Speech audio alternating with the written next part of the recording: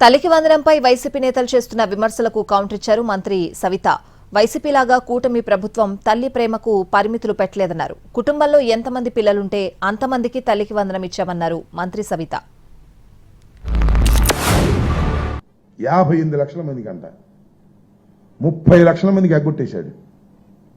తల్లికి వందనం పేరుతో 30 లక్షల మంది పిల్లలకి ఎగ్గొట్టేశాడు.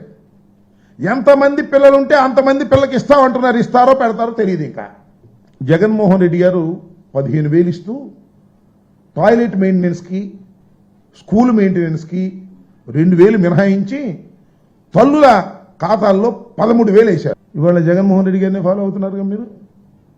ఆ 2,000 ఇచ్చి మేము జగన్మోహన్ రెడ్డి గారి లాగా కాదు, ఆ మెయింటెనెన్స్ 2,000 ఇస్తున్నాం, ప్రతి తల్లికి 15,000 ఇస్తున్నాం, మమ్మల్ని చూడు, మా అందం చూడు అంటే అప్పుడు మిమ్మల్ని ఏమన్నా చూడటానికి అవకాశం ఉంటుంది.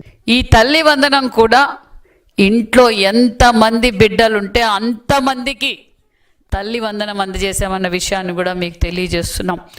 ఒకరు ఉంటే 13,000, ఇద్దరుంటే 26,000, ముగ్గురుంటే 36,000, నలుగురుంటే 52,000, 5 మంది బిడ్డలుంటే 65,000 రూపాయలు అందజేశామన్న విషయాన్ని కూడా మీకు తెలియజేస్తున్నాం.